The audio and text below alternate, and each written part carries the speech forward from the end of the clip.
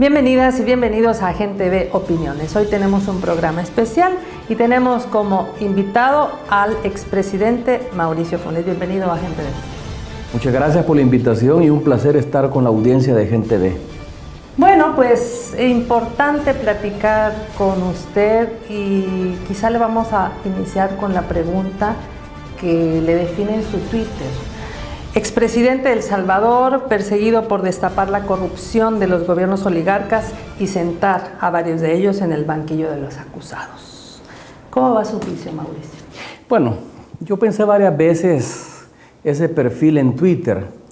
De hecho, durante la presidencia yo no tuve cuentas en redes sociales, pero luego después, ante el cierre de los espacios tradicionales de comunicación, me vi en la obligación de recurrir a Twitter y a Facebook para poder expresar mi punto de vista. Y yo sigo considerando que yo soy un perseguido por el aparato judicial, no por el gobierno. Ahí es donde comete un error la derecha, porque la derecha ha dicho, bueno, ¿y cómo es que Funes se considera perseguido si el gobierno en estos momentos es un gobierno del FMLN, donde el presidente fue su vicepresidente de la República? Yo nunca he dicho que soy un perseguido del gobierno, yo soy un perseguido del aparato judicial. Es la nueva modalidad que existe en toda América Latina, donde se persigue a los líderes progresistas, democráticos, y se le busca inhabilitar políticamente, echándole toda la maquinaria judicial encima. En estos momentos yo enfrento un juicio civil que no ha terminado. Hay un error quienes dicen que yo ya fui condenado por enriquecimiento ilícito a devolver al Estado más de $400,000 y ya fui inhabilitado a poder ejercer un cargo de elección popular durante 10 años. No es cierto. Yo fui vencido en primera instancia, en la Cámara Segunda de lo Civil. Las magistradas de la Cámara lamentablemente no tomaron en cuenta mis pruebas de descargo y la Fiscalía no pudo demostrar la supuesta procedencia ilícita de mi incremento patrimonial. ¿Qué me ha quedado? Recurrir en apelación a una instancia superior, que es la Sala de lo Civil, y ahí vamos a ver cómo evoluciona este proceso a lo largo de este año. No tiene tiempo la Sala de lo Civil para resolver, decidirá en qué momento se instala la sala, puesto que no pueden conocer los magistrados que tomaron la decisión de enviarme a juicio civil, sino que ellos se recusan y tienen que conocer magistrados suplentes nombrados por la Corte en pleno. Una vez nombren a los magistrados de la Sala de lo Civil, que conocerán de mi apelación, entonces ellos se tomarán el tiempo que estimen pertinente y dependiendo de esa resolución, yo decidiré qué pasos voy a seguir. Pero desde el punto de vista de nuestro ordenamiento jurídico, yo no soy ningún condenado. He sido vencido en una primera instancia, pero hay instancias de apelación y por lo tanto, mientras yo no haya sido vencido en juicio y mientras no existe una sentencia firme, yo soy inocente, de acuerdo a nuestro ordenamiento jurídico constitucional. Tampoco soy prófugo de la justicia. No hay una investigación penal en mi contra. Hace más de un año, 5 meses, que allanaron mi casa, se llevaron mis bienes, los secuestraron, se llevaron bienes personales, sin ningún propósito, y hasta el momento, bueno, se exhibieron 24 fotografías, 24 imágenes que salieron en los medios de comunicación, cuando eso nadie lo vio con otro tipo de allanamientos como los que realizaron, por ejemplo, en la residencia del expresidente Saca. En mi caso me exhibieron públicamente. A mí no me cabe ninguna duda que este es un juicio mediático, pero mire, después de 5 meses, que realizaron el allanamiento, no hay una acusación penal en mi contra, no hay un proceso abierto, no hay una orden de detención, entonces yo no soy prófugo de la justicia, soy un asilado político. ¿Por qué razón? Al sentirme perseguido por el aparato de justicia del país, por magistrados de la Corte Suprema de Justicia, particularmente los 4 magistrados de la Sala Constitucional, que son los que controlan la sección de probidad de la Corte Suprema de Justicia, y por la Fiscalía General de la República, yo decidí buscar el amparo jurídico de un gobierno como Nicaragua, un gobierno amigo, y el presidente Ortega, en una decisión soberana, decidió darme el asilo político. Entonces yo soy un asilado político, no soy prófugo de la justicia, no ando huyendo de nadie. Hay quienes dicen, ¿y por qué no va El Salvador a enfrentarse? ¿Y cómo me voy a enfrentar con una fiscalía que obedece a una agenda que se la determina la Embajada de los Estados Unidos y los grupos oligárquicos del país y el Partido Arena? Cuando tengamos un fiscal diferente y cuando tengamos magistrados de la Sala del Constitucional, que Dios mediante van a ser elegidos en julio de este año, independientes, que no dependan del poder económico del país, entonces podré ir a El Salvador, porque entonces estaré frente a un aparato de justicia independiente. Con esto que usted acaba de decir, este aparato de justicia, esta fiscalía, esta corte, podemos de alguna manera caracterizar en este momento algunos detractores de las transformaciones. Yo quisiera que usted le dijera a la audiencia de Gente Ve, ¿cómo vamos a construir democracia si las entidades no acompañan las transformaciones de un gobierno, sino que por el contrario las obstaculizan? Tú citaste el perfil de mi cuenta en Twitter, perseguido por haber sentado en el banquillo de los acusados a miembros de la derecha oligárquica. ¿Qué hice yo en mis 5 años de gobierno? Aparte de las transformaciones que impulsamos, que ya vamos a hablar, y que no se pueden negar. Hay detractores en estos momentos de los 8 años y medio de gobierno del FMLN y del FMLN mismo como partido comprometido con el cambio, que no quieren reconocer las transformaciones que se iniciaron a partir del 2009 y cómo ahí hay un punto de inflexión. Veníamos de 20 años de estar utilizando el aparato público al servicio de intereses de unos cuantos grupos económicos, de unos cuantos grupos empresariales. En el 2009 se rompe con esa tradición, se rompe con lo que yo he llamado una práctica corporativista del Estado, es decir, donde el Estado se pone al servicio de unos pocos intereses en lugar de ponerse, como debe ser, al servicio de los intereses generales de la nación, al servicio de toda la población. Ese rompimiento y el hecho que yo haya sentado en el banquillo de los acusados a algunos miembros de esa oligarquía es lo que no me perdona la derecha oligárquica. Yo ya me esperaba, cuando terminé mi mandato, el 31 de mayo del 2014, esta persecución. Y no me la esperaba porque hubiera cometido algún delito, sino que yo dije, algo se van a inventar y algo van a montar para no dejarme en paz. Ellos no me perdonan que yo haya sentado en el banquillo de los acusados a Billy Solván y toda su pandilla, que permitieron el saqueo de un bien público estratégico como es la generación de energía geotérmica. Ellos le entregaron a la empresa italiana Enel un bien público, le vendieron las acciones de la geotérmica a Enel a precios devaluados, prácticamente se la regalaron, alguna comisión han de haber recibido. Y eso fue justamente lo que yo denuncié. Ahora, ¿quién es Guillermo Solván? El suegro de Roberto Crit, que está a la cabeza de un importante grupo empresarial, dueño primero de TACA y ahora de Avianca, y Juan Reich, que es un importante agricultor y productor de azúcar en el país. No me perdonan tampoco que haya sentado en el banquillo de los acusados al expresidente Flores. ¿Y quién fue el expresidente Flores? El que desvió una cantidad millonaria de recursos provenientes de la cooperación internacional, no solo de Taiwán, y que fueron a parar, al menos así está demostrado, a las cuentas de Arena. Y yo estoy seguro que fueron a parar también a las cuentas de algunos importantes grupos empresariales del país. Como no me perdonan eso y como no me perdonan que no les haya permitido seguir haciendo negocios con bienes públicos y que hayamos parado los procesos de privatización que estaban en marcha, y entonces deciden acusarme y deciden perseguirme y buscar mi inhabilitación política. Frente a eso estamos. Ahora, hay importantes transformaciones que hay que reconocer y que de eso podemos hablar largo y tendido durante esta entrevista. Pero voy a retomar ahora estos grupos. Recientemente, la semana pasada, en el país se dio a conocer un listado de donantes a los partidos políticos. Estamos hablando de más de 69 millones de dólares, donde la mayoría ha pagado al partido Arena. Y entre los mayores financistas está la Fundación Rodríguez Port, la compañía azucarera salvadoreña, la distribuidora de automóviles TACA y el ingenio El Ángel, solo por mencionar algunos, porque también hay universidades. ¿Qué opinión le merece que se haya dado a conocer por fin esta información que además no la dejaban publicar? Bueno, mira, ahí hay dos cosas que mencionar. Número uno, tiene usted razón, no la han dejado publicar. Y a pesar de que se trata de una información sin precedentes en la historia del país, los grandes medios controlados por la derecha no han hecho eco de ella. ¿Por qué razón? Vea usted, lástima que solo es la información del 2006 hasta la fecha. Entiendo que eso tiene que ver con las leyes fiscales en nuestro país que no permiten hacer investigación de deducción de impuestos de 10 años para atrás. Entonces han tomado el 2006 a la fecha.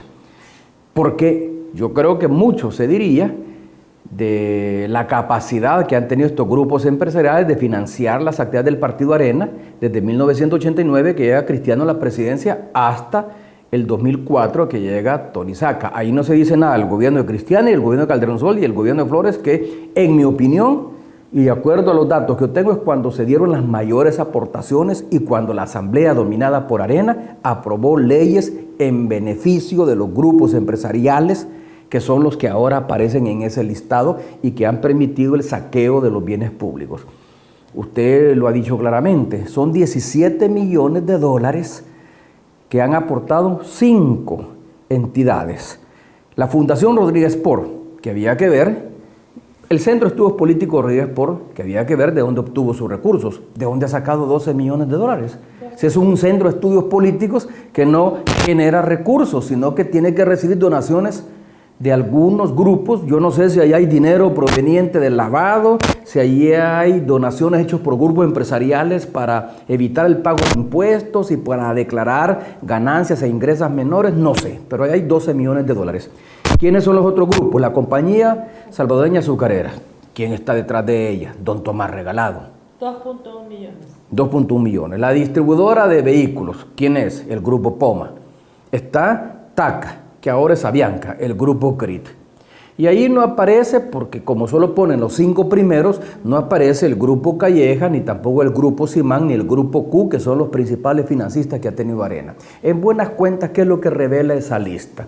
Arena es un partido que ha sido financiado históricamente en los últimos 30 años por los grupos empresariales. ¿Con qué propósito? Con el propósito que una vez Arena copa el Estado, llega al gobierno, o llega a la Asamblea Legislativa y domina las decisiones en el Congreso, las leyes y las políticas públicas impulsadas por Arena buscan favorecer a estos grupos empresariales. Es el gran negocio, es lo que yo llamo el negocio del siglo. Declaran menos ganancias y menos ingresos ante el fisco y pagan menos impuestos porque las donaciones son deducibles de impuestos. Y luego recuperan el dinero que le han aportado a Arena a través de leyes o de políticas públicas que permiten una mayor concentración y acumulación de riqueza. Ese es el negocio más redondo y más exitoso que se puede haber dado en la historia del país en los últimos 30 años. Es decir, los grupos empresariales crean un instrumento partidario que se llama Arena. Este instrumento partidario gana la presidencia de la República durante 4 periodos, controla la Asamblea Legislativa a través de alianzas perversas que hace con otros partidos de la derecha, emiten leyes, aprueban préstamos, aprueban presupuestos y ¿qué hacen al final? Saquean los bienes públicos. No hay que olvidar, y por eso es que yo digo que lástima que solo están los datos del 2006 a la fecha, que antes de esa época están la ley de privatización de la banca, las leyes de privatización de ingenios, de beneficios de café, de telecomunicaciones, del sistema previsional, la creación de las AFPs, de la generación térmica de energía, de la distribución de energía eléctrica. Si se les hubiera permitido y si el FMLN no se hubiera opuesto, hubieran privatizado las centrales hidroeléctricas. Si se les hubiera permitido y el FMLN no se hubiera opuesto, hubieran privatizado la distribución de agua. Entonces, ¿qué han hecho ellos? Han dado fondos a Arena, han tenido a su servicio un instrumento que les ha permitido tomar decisiones en la Asamblea y en el Ejecutivo, se han apropiado de los más importantes bienes públicos, han incrementado su riqueza, han aumentado el proceso de concentración del capital y de exclusión y se han beneficiado finalmente con el control que han tenido el aparato del Estado. Esa política, ese uso corporativo del Estado fue que le pusimos fin en el 2009 y eso es lo que no perdonan y por eso es que nos persiguen, por eso es que buscan la inhabilitación política o por eso es que buscan el encarcelamiento de quienes fuimos responsables de no permitirles el seguir saqueando el aparato de Estado. Y eso me da pie para hablar de esta oposición que ahora no deja avanzar, es decir, $100 millones para la Policía Nacional Civil que están obstruidos, los 900 millones que servían para pagar deuda y otros bienes, donaciones, préstamos del banco que no se les da voto. Cuando el FMLN era oposición, se pensaba más en proyecto de país. Ahora pareciera que esta oposición realmente es de otra manera. ¿Cómo la caracteriza? Bueno, es una oposición que busca bloquear la maquinaria del Estado utilizando una figura. Lo que busca esta oposición, liderada por Arena, es frenar la carreta del Estado. ¿En qué sentido? No le aprueban la emisión de bonos. No le aprueban préstamos importantes. Ahí está parado el préstamo de 100 millones para seguridad pública, está parado el préstamo de caminos vecinales. El otro día, a través de las redes sociales, yo escuché a un diputado de Arena decir que ellos no daban sus votos para ese préstamo porque son caminos que se van a construir en comunidades donde la gente que vive ahí es gente del FMLN. ¿En qué estamos, pues? Las obras de desarrollo vial, la inversión en obras de infraestructura se hace independientemente de si las comunidades o la gente vota por un partido político o por otro. Pero así lo dijo, y sin ningún escrúpulo. Bueno, está parado el préstamo de Ciudad Mujer para construir la 7ª sede en La Unión. ¿Y quiénes no quieren dar sus votos? El Partido Arena. Durante mi gestión, ¿quiénes bloqueaban la gestión pública y quienes se negaban a dar los votos para préstamos importantes, para obras de infraestructura, para la construcción de hospitales? 170 millones. El hospital que construimos, finalmente el Hospital de la Mujer, que era el Hospital Nacional de Maternidad, que ya habían recursos del BESIE, pero que se los robaron en los tiempos de Arena. Ese hospital fue construido con los votos del FMLN y de otras fracciones parlamentarias con las que logramos un acuerdo, pero no con los votos de Arena. Si de Arena hubiera dependido, nunca hubieran dado los votos para la construcción de ese hospital o del Hospital Nacional de la Unión o la reparación de hospitales que fueron dañados por los terremotos del 2001, que la comunidad internacional dio préstamo, pero que esos dineros se los robaron y nunca aparecieron, y la Fiscalía no ha investigado eso. Entonces, ¿qué tipo de oposición tenemos? Una oposición destructiva, una oposición que quiere pararle la carreta al Estado y que quiere frenar proyectos de desarrollo económico y social en perjuicio de la población y para satisfacción de sus intereses más mezquinos. Una oposición así no necesita el país.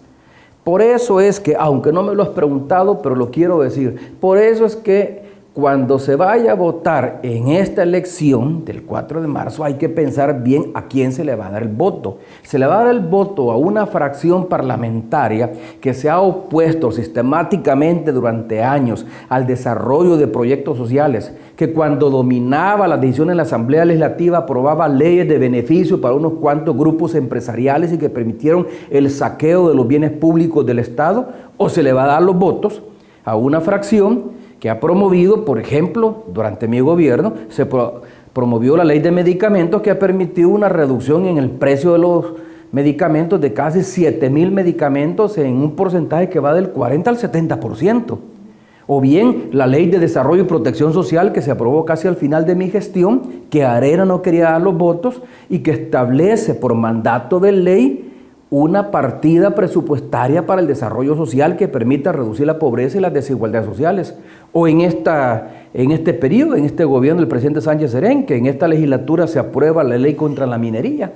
La ley de agua no se ha aprobado porque Arena no da los votos y la derecha no quiere dar los votos. ¿Por qué? Porque todavía no renuncian a su afán privatizador. Entonces, la población tiene que decidir qué tipo de fracción parlamentaria es la que va a beneficiar con su voto. Una fracción que tradicionalmente, y que ya lo han demostrado los datos de los donantes y financistas, está al servicio de los intereses de unos cuantos grupos empresariales, o diputados que buscan el desarrollo del país, que buscan la aprobación de leyes y el impulso de políticas públicas que reduzcan la pobreza y las desigualdades sociales y que mejoren las condiciones de vida de la población.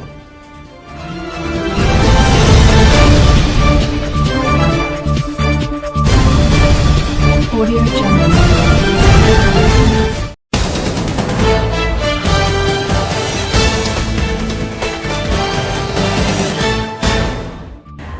antes de ahondar en este tema electoral, porque tengo más preguntas sobre eso, yo quisiera que le recordáramos a la audiencia, a la población en general, ¿qué encontramos en el año 2009? ¿Cómo estaba el país con el primer gobierno del cambio? Cuando estaban a menos 3.5 el Producto Interno Bruto, y que inmediatamente después, en el primer año de la presidencia suya, de Mauricio Funes, llegamos a tener el 2% del PIB. Y cómo ese mapa de pobreza marcó el rumbo que llevaría el primer quinquenio del FMLN. Bueno, mire, yo a los datos me remito. Cuando recibimos la presidencia y el gobierno en junio del 2009, ¿qué partido, o más bien, qué país fue el que recibimos? Un país que tenía más de un año de no crecer. No estaba creciendo, por el contrario, la tasa de crecimiento del PIB era negativa, era una tasa, como usted bien lo ha dicho, de menos 3,5%. Al final del primer año de gobierno subimos a 1% y al siguiente año al 2%. ¿Qué significa? Que remontamos de menos 3,5% a 1% y luego a 2%. Es decir, en el 2009 iniciamos una gestión gubernamental que permitió el crecimiento de la economía frente a un escenario nada halagüeño.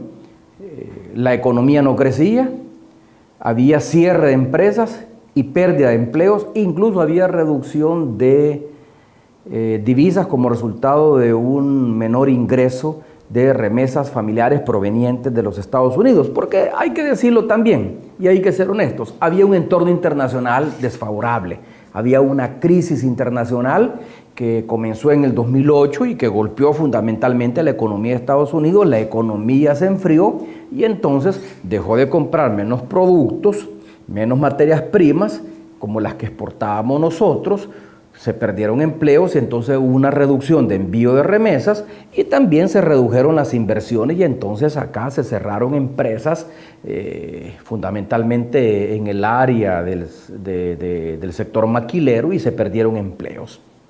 Pero esa fue la economía que recibimos nosotros y recibimos, esto es lo más importante, una economía con un déficit fiscal de más de 3 puntos porcentuales. Entonces, cuando se dice, bueno, ¿y cuál es el cambio que ha habido del 2009 a la fecha?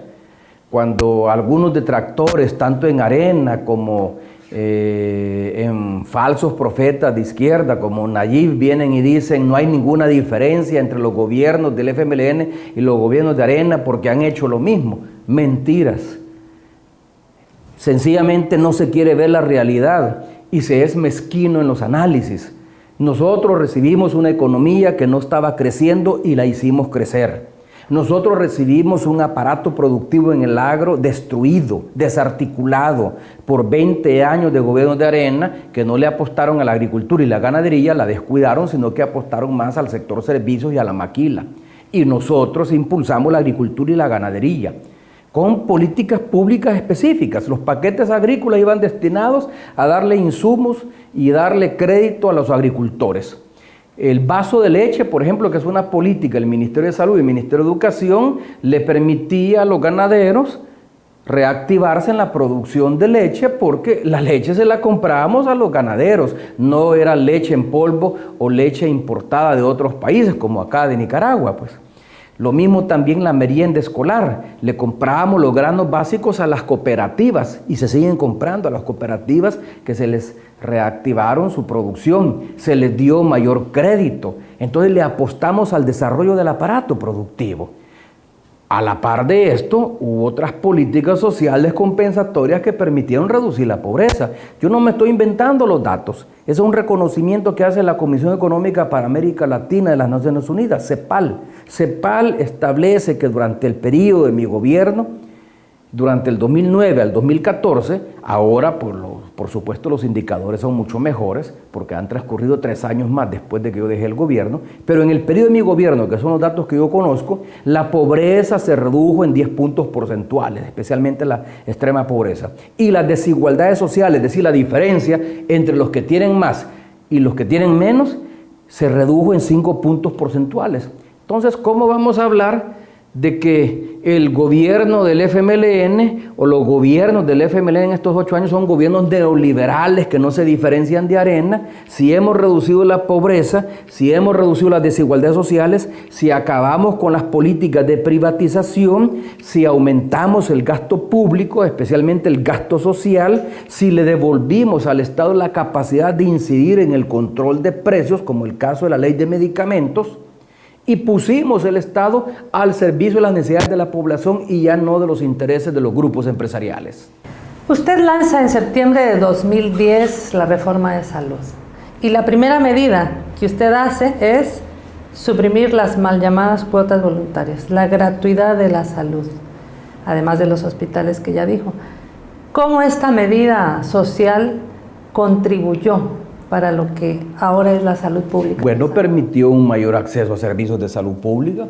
Mire, a la par de la eliminación de las mal llamadas cuotas voluntarias, en la medida en que la población ya no tenía que pagar una cuota por recibir servicios de atención sanitaria en los hospitales públicos y las unidades de salud, el acceso a la salud pública se incrementa. Pero es que no solo eso se dio. Construimos mayores unidades de salud. Casi duplicamos la cantidad de unidades de salud que Arena construyó en 20 años, nosotros en 5 años duplicamos esa cantidad. Reducimos también el desabastecimiento de medicamentos. Yo sé que frente a eso hay toda una polémica porque hay quienes sostienen que los hospitales aún les faltan medicamentos del cuadro básico. Bueno, es que nadie ha dicho que en mi gobierno, en el gobierno del presidente Sánchez Serén, hemos llegado a un 100% de abastecimiento. Hay hospitales que todavía padecen de un porcentaje de desabastecimiento, pero de hospitales y unidades de salud que encontramos nosotros en el 2009, que tenían un 50% hasta un 60% de desabastecimiento, subir el abastecimiento a un 80 o 90%, ahí hay un avance significativo, no solo por la eliminación de las cuotas, de las mal llamadas cuotas voluntarias, sino porque la población tenía más acceso a medicamentos. Bueno, en el Seguro Social no se inició a partir del 2010 la política de entrega domiciliar de medicamentos, especialmente a personas de la tercera edad, es decir, llegaban hasta la casa del paciente de la tercera edad a entregarle sus medicamentos. Los hospitales hoy en día tendrán un desabastecimiento que no pasa del 10 o el 15%, a diferencia de el desabastecimiento crónico que existía en Arena, que llegaba a los niveles del 50 o el 60%. La cantidad de unidades de salud que se construyeron y que han permitido llevar la salud preventiva hasta las comunidades más lejanas del país, yo no tengo los datos a la mano. Los equipos comunitarios de salud, que así los llamó la doctora María Isabel Rodríguez. Esos equipos comunitarios de salud permitieron llevar la salud preventiva hasta las comunidades más aisladas del país, más recónditas, donde nadie se imaginaba que podían llegar servicios de salud. Como le digo, no tengo el dato, pero en términos globales sí sé perfectamente que en 8 años se ha duplicado la cantidad de unidades de salud, hoy mejor llamados equipos comunitarios de salud. Se construyó el Hospital de la Mujer, se construyó el Hospital de la Unión, y hay un préstamo que Arena no quiere dar sus votos para construir el Hospital Nacional Rosales, es decir, tener un nuevo hospital. Se reconstruyó el Hospital de San Vicente, se reconstruyó el Hospital de Usulután, el Hospital de San Miguel. Entonces la inversión de salud es una inversión sin precedentes.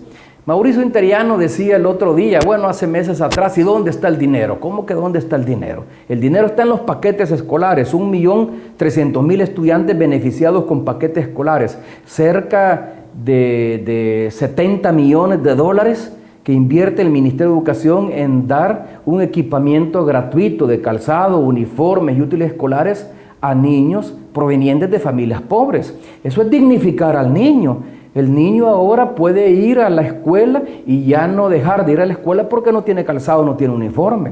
Además, se estimula también la pequeña y mediana empresa porque recuperamos la actividad artesanal que se había perdido, porque en lugar de confeccionar el calzado, de confeccionar los uniformes, se importaban o se les compraban a las grandes empresas maquileras. Ahí está una inversión importante sin precedentes.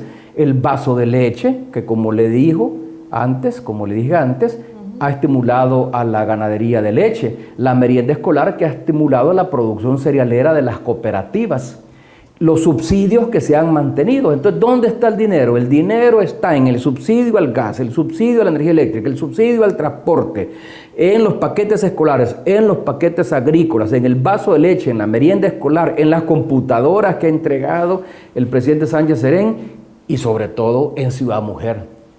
Son 6 sedes de Ciudad Mujer que se han construido. Y si no se siguen construyendo más es porque Arena se opone sistemáticamente a aprobar un préstamo que iría orientado a construir más Ciudad Mujer.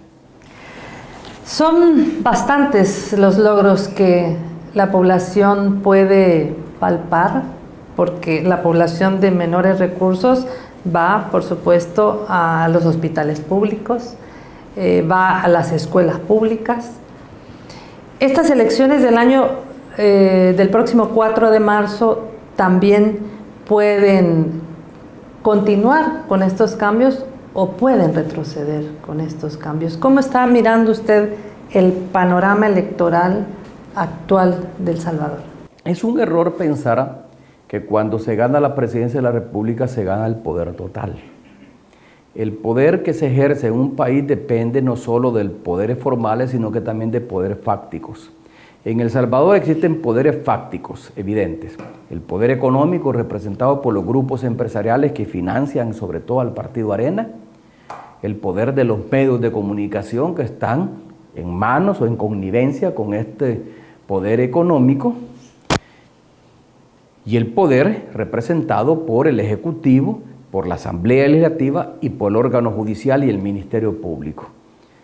La Asamblea, ¿por qué es importante? Un presidente no puede gobernar si no logra acuerdos de gobernabilidad con las principales fracciones representadas en la Asamblea Legislativa. Y le cuento mi experiencia. Cuando yo gano las elecciones con el FMLN en el 2009, el FMLN gana una buena cantidad de diputados, pero no lo suficiente para tomar decisiones por mayoría simple, ya no digamos por mayoría calificada.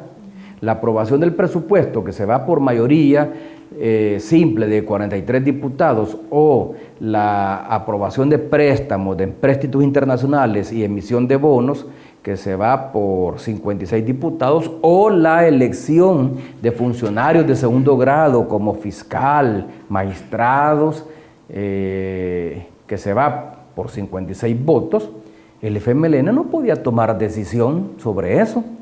Cuando yo fui presidente y ahora el presidente Sánchez Serén, todavía con mucha más razón, necesita no solo los votos del FMLN, sino que de otros partidos políticos para que le aprueben el presupuesto que le permita funcionar.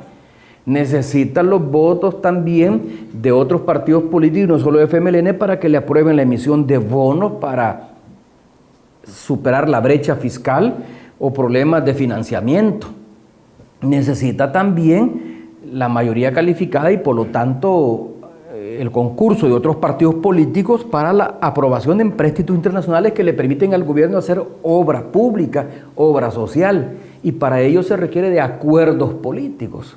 Toda esta asamblea, que se elegirá a partir del 4 de marzo, Dios mediante, sea una asamblea que le permita en el último año que todavía le resta al presidente Sánchez Serén gobernar y que le permita al presidente que resulte electo en el 2015 poder gobernar, porque desde la asamblea se puede perfectamente parar la maquinaria del Estado. Sencillamente no se le aprueba presupuesto, no se le aprueban préstamos, no se le aprueban emisión de bonos o no se le aprueban leyes que permitan desbloquear la actividad del Estado, entonces el Estado, el Ejecutivo queda paralizado. Esta elección a mí me parece trascendental, primero porque es la asamblea que va a acompañar la próxima presidencia por lo menos durante 2 años y el último año del presidente Sánchez Serén para que pueda cumplir con sus ofertas electorales. Y segundo, es la asamblea que va a elegir fiscal general de la República en diciembre y magistrados de la Sala Constitucional en julio.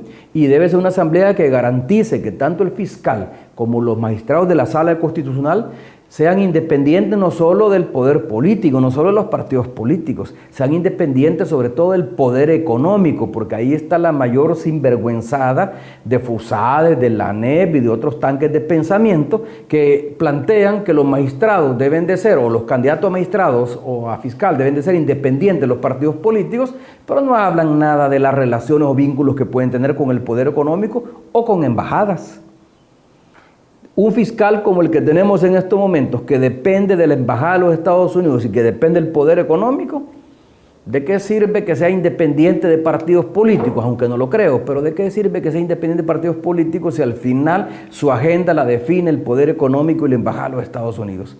Esa elección que va a ser la asamblea de magistrados de la Sala de lo Constitucional en julio y de fiscal general de la República en noviembre o diciembre es trascendental y por lo tanto necesitamos una asamblea con una mayoría que garantice que las decisiones no sean para beneficiar a unos pocos, sino que sean para beneficiar a la población en general. Pero también quisiera referirme al tema de el proceso en sí electoral. Carlos Iturgaiz, que es el jefe de misión de la Unión Europea, hablaba que les ha sido muy fácil en El Salvador en este momento hacer su labor de inspección. Llevan un mes y se van después de las elecciones. Ellos hablan de que debieran ser elecciones libres, pacíficas y transparentes, porque incluso menciona que estos simulacros que se han hecho para ver cómo va a funcionar al final el conteo y demás, nunca se habían hecho. Sin embargo, hay voces que dicen que va a haber fraude, que las elecciones no están bien, que están saliendo mal los cálculos, cuando del año de los acuerdos de paz del 92 a este año 2017 ha cambiado mucho el tema electoral. ¿Cómo mira usted esta? Mire, lo que pasa es que ahí hay dos consideraciones que hacer. Primero, si usted revisa todas las encuestas de opinión, por lo menos de las casas encuestadoras más acreditadas, más solventes, no voy a mencionar aquí la Tecnológica y la Gavidia porque ya el informe de donantes nos reveló que la Tecnológica y la Gavidia resulta que le han donado al Partido Arena. Entonces uno se pregunta, bueno, ¿cómo sus encuestas y cómo sus análisis o sus investigaciones van a ser independientes si resulta que están entre la lista de los principales donantes del Partido Arena? Algo han de recibir a cambio y de alguna forma tienen que corresponder con esto que reciben a cambio. Así que esas encuestas mejor las aparto. Pero hay otras encuestas acreditadas y en esas encuestas hay una constante y es que sigue habiendo dudas en torno a la transparencia del proceso electoral y se sigue hablando de fraude. En mi opinión, esa es una moda impuesta por los grandes medios de comunicación.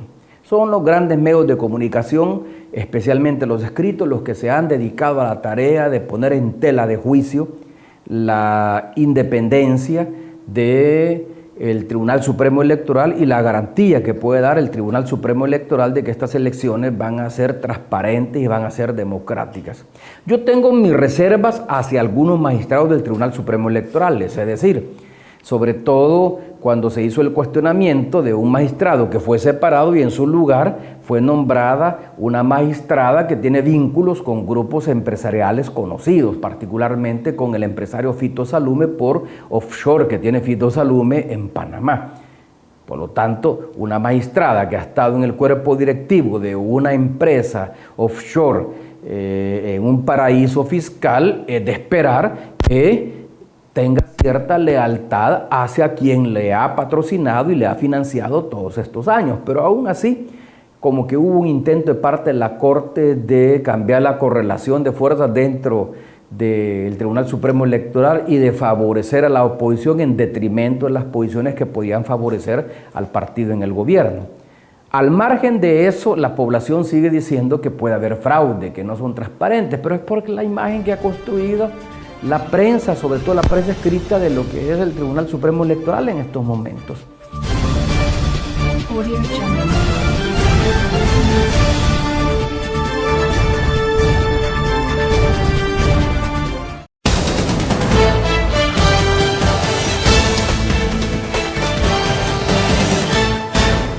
Se habla también de relaciones en el caso de Ernesto Mason, que fue entrevistado en uno de los medios televisivos de mayor alcance, en donde él menciona que volvería a pactar con las maras. Hay preocupación, por ejemplo, hay alcaldías en donde ya hay alcaldes presos por esa relación, el caso de Apopa, y otro que se está investigando también en el oriente del país. ¿Cómo mira usted este elemento de la alianza o el apoyo de las maras? Bueno, mire, en mi caso la población puede decir la opinión de Funes no es una opinión creíble porque él promovió la tregua y pactó con las pandillas. Eso es lo que los medios, los grandes medios de derecha y la fiscalía le han hecho creer a la población.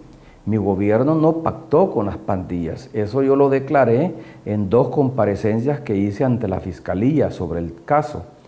Mi gobierno, ni ningún funcionario de mi gobierno pactó con las pandillas. Nosotros no pactamos con las pandillas, no nos sentamos con ningún cabecilla de pandilla, con ningún miembro de la RANFLA Nacional, ni de la MS, ni de la 18. Lo que hicimos fue estimular un proceso de entendimiento entre las 2 principales pandillas para que llegara a un acuerdo de reducción de homicidios. Eso es diferente. Nosotros no les dijimos, bueno, si ustedes reducen los homicidios, les vamos a dar estos y estos y estos y estos beneficios.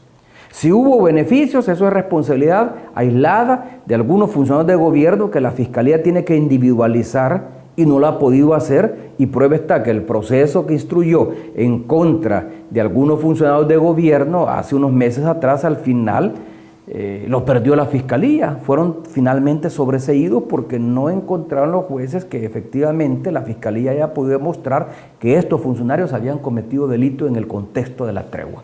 Mi gobierno no pactó con las pandillas. Lo que hizo fue permitir que las pandillas negociaran entre ellas para que se redujeran los homicidios como efectivamente ocurrió. Ahora, Neto Mason sí se reunió con las pandillas con el propósito de pactar con ellas. Les consultó primero qué les parecía el ministro de Seguridad que había pensado el candidato en ese entonces, Norman Quijano. Les dijo claramente, ya está el video grabado que reprodujo el Faro, les dijo claramente qué piensan ustedes de Facundo Guardado como ministro de Seguridad.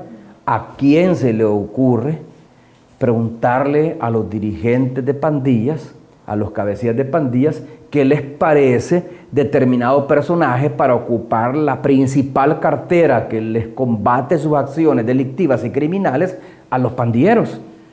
Mason lo hizo. Mason dio a entender también de que les podían beneficiar de llegar a la presidencia de la República, ganar el gobierno, les podían beneficiar con algunas medidas de flexibilización en las principales cárceles. Incluso les dijo que hasta podían cerrar la cárcel de máxima seguridad a la que le tienen miedo los pandilleros por el aislamiento y de las comunicaciones que esta cárcel supone. Además, se dio a entender en esa conversación que el Partido Arena le entregó $200,000 a las pandillas para las elecciones de tal manera que se pudieran movilizar y votaran finalmente por el candidato de Arena. Entonces, un personaje, un político con esa trayectoria y con esos antecedentes no es confiable.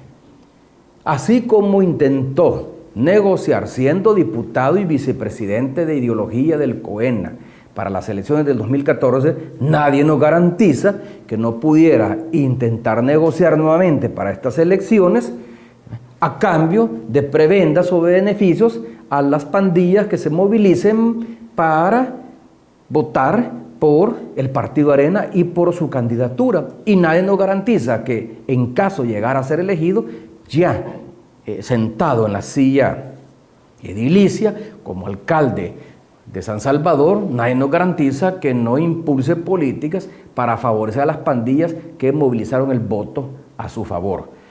Yo en las redes sociales expuse 8 razones que a mi juicio se deben de tener presentes para no confiar en Mason, porque los ofrecimientos que ha hecho de mejora de caminos, cuando en la asamblea su fracción votó en contra de un proyecto de caminos vecinales, o de mejora el sistema de vigilancia, cuando los concejales de Arena votaron en la actual gestión municipal en contra del proyecto de luminarias que impulsó la alcaldía del FMLN, o habla de mejora de espacios públicos cuando sus concejales, sus compañeros de partido votaron en contra de esos proyectos. Entonces, ¿cómo le voy a creer a alguien que está ofreciendo espacios públicos, políticas de seguridad, cámaras de vigilancia, mejora de caminos y de calles, cuando sus diputados en la asamblea no han votado por estos proyectos y los concejales de su partido en la actual alcaldía tampoco han votado por estos proyectos? Entonces yo pondría mis barbas en remojo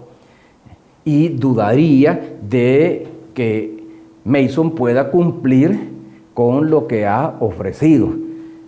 Y sobre todo con el antecedente de que ya se reunió con pandillas y, como usted bien lo ha señalado, ha dicho que si tuviera que reunirse con ellas, pues lo haría sin ningún problema. Bueno, esa es la opinión que hemos conocido. También hay otro personaje que usted se ha referido, el actual alcalde, que en algún momento dijo que él nunca había llamado al voto nulo, pero está grabado. Pero además habla muy mal de su gobierno. Que se dedicó todo menos a avanzar, y habla también de que en las próximas elecciones Arena igual a FMLN. ¿Qué opinión le merece el que el actual alcalde esté haciendo candidatura ya? Sí, está esperando a la presidencia, está haciendo proselitismo para una elección que no es ni ahora, sino que en el 2019. Mire, Nayib Bukele no es santo de mi devoción, y no lo es porque él me haya criticado. Cuando uno está sentado en la silla presidencial, cuando uno ejerce un cargo público de relevancia como el de presidente de la República, sabe perfectamente bien que está expuesto a la crítica, al escrutinio público, y no va a ser monedita de oro de caerle bien a todos. A unos le caeremos bien, a otros, por el contrario, nos van a perseguir, nos van a atacar, nos van a desacreditar, incluso hasta nos van a difamar. Eso me ocurrió a mí durante el ejercicio de la presidencia de la República. Ahora, en el caso de Nayib, a mí hay dos cosas que me llaman la atención. Primero, su falta de carácter. Nayib me buscó a mí cuando terminó la presidencia de la República para que yo le ayudara, siendo candidato a la alcaldía de San Salvador, a mejorar sus relaciones con el FMLN, porque él mismo me lo dijo: mire, presidente, usted tuvo diferencias con el FMLN y las supo administrar. Me gustaría que me dijera cómo administrar las diferencias que yo tengo con el FMLN. Yo le dije claramente: bueno, en primer lugar, ubicar tus diferencias para ver si son diferencias reales o tienen que ver más con tus aspiraciones presidenciales, y segundo, esperar a ganar para negociar desde una posición de fuerzas y no lo hagas antes. Él ha criticado mi gobierno en forma gratuita y desconociendo lo que se hizo. Yo hay dos cosas que no le acepto. Primero, que diga que el gobierno del FMLN, el que yo inicié y el que ahora representa el presidente Sánchez Serén, son lo mismo que Arena. A mí, sinceramente, me parece un desconocimiento total de la realidad, y si la conoce y está mintiendo, es un personaje mezquino, y un personaje mezquino no hay que confiar para que pueda ser el próximo presidente de la República. ¿Por qué razón? ¿Cómo va a ser igual el FMLN que Arena, o los gobiernos del FMLN con los gobiernos de Arena, cuando nosotros no continuamos con las políticas de privatización, cuando nosotros no desmontamos el aparato de Estado ni afectamos la actividad productiva nacional, cuando nosotros, y lo mismo Sánchez Serén, no favorecieron los intereses de pequeños grupos empresariales en prejuicio del resto de la población, cuando acabamos con una práctica patrimonialista del Estado y con la usurpación del Estado para beneficiar a unos cuantos, cuando abrimos relaciones con Cuba después de que por muchos años las relaciones con Cuba estuvieron vedadas porque la derecha sencillamente había asumido una posición antihistórica, cuando logramos una mayor independencia de poderes durante los gobiernos de Arena. Arena controlaba el poder ejecutivo, el poder legislativo, el poder judicial y el ministerio público. Con nosotros se inició la independencia de poderes. Nosotros no controlábamos la Asamblea, no controlábamos el órgano judicial, ni controlábamos la Fiscalía General de la República. Nosotros permitimos un mayor nivel de transparencia, Arena no. La ley de transparencia y el Instituto de Acceso a la Información se creó y se aprobó en mi gobierno. Es ahora que se están dando información sobre gastos oficiales, sobre viajes del presidente y de la primera dama, de viajes de funcionarios, de viajes de diputados. Es ahora cuando están saliendo a luz pública los informes de probidad que por muchos años estuvieron relegados y estuvieron escondidos. Entonces, ¿cómo vamos a decir que estos gobiernos, tanto el mío como el que lleva los 3 años y medio que lleva el presidente Sánchez Serén, son iguales a los de Arena cuando hay diferencias ostensibles? Arena no cree en el gasto social, lo considera un gasto superfluo, lo considera un despilfarro.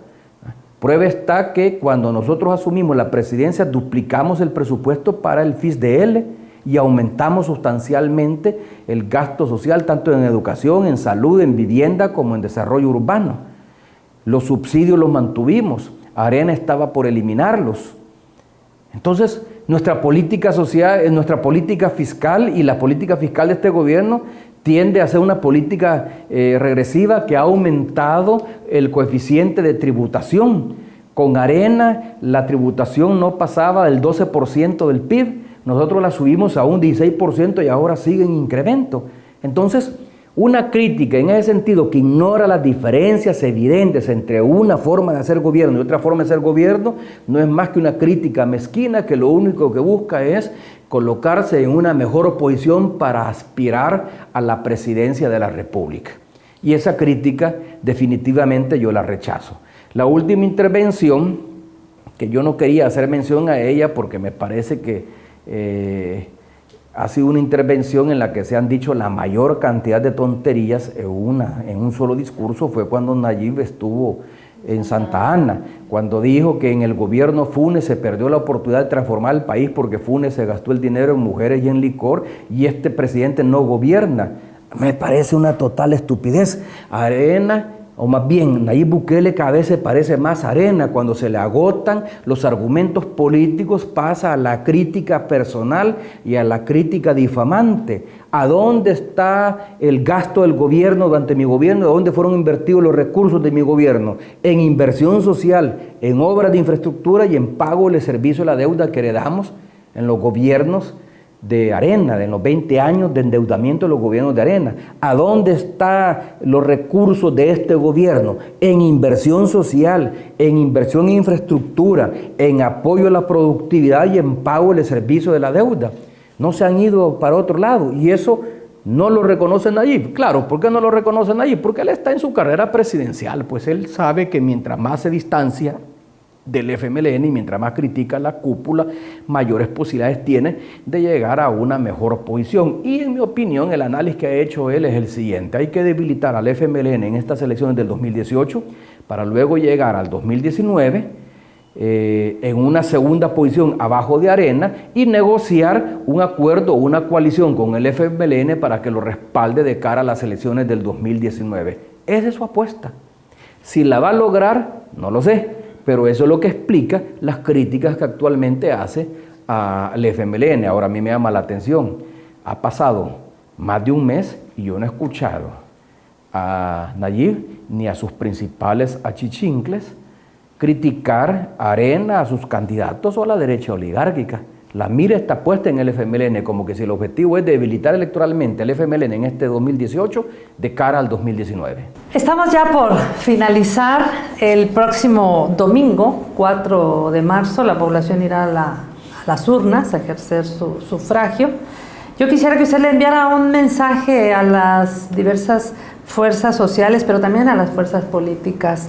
Usted que ya fue mandatario de la República y que sabe lo que es estar sentado en la silla presidencial. Mire, ha estado implícito en mis respuestas. Yo he insistido, las elecciones de medio término, que son las elecciones legislativas y municipales que se dan en medio, en este caso casi al final de un periodo presidencial, son importantes porque de la correlación de fuerzas que se logre en la Asamblea Legislativa va a depender lo que el presidente pueda hacer o deje de hacer. Estas elecciones son importantes no solo porque es la legislatura, no solo porque se elige la legislatura este 4 de marzo, que va a nombrar a nuevos magistrados de la Sala de lo Constitucional y nuevo fiscal general de República, y tiene que asegurar que esos magistrados y que ese fiscal, que ese agente del Ministerio Público no solo sea independiente de los partidos políticos, sino que del poder económico fundamentalmente, o de embajadas extranjeras, de embajadas de otros países, sino que también es importante porque es la legislatura que le va a dar o no los votos que el próximo presidente, y que en este último año de gobierno el presidente Sánchez Serén necesita para poder gobernar. Un presidente, si no le aprueban el presupuesto, no puede gobernar, no puede funcionar. Un presidente que tiene necesidad de financiamiento de corto plazo, como la emisión de bonos, no puede funcionar. Un presidente, un gobierno que necesita de empréstitos internacionales porque los recursos que recauda a través de la tributación no son suficientes, y de esta manera, con estos empréstitos, se pueden mantener los programas sociales y se pueden hacer inversiones importantes para el desarrollo del país, si no cuenta con los votos no va a poder gobernar. Entonces, la población debe de pensar. Mi mensaje, más que para la fuerza social y las fuerzas políticas del país, es para la población, para el electorado que deberá tomar su decisión este próximo 4 de marzo. Debe pensar qué tipo de asamblea legislativa necesita el país. El país necesita una asamblea que le permita al gobierno funcionar.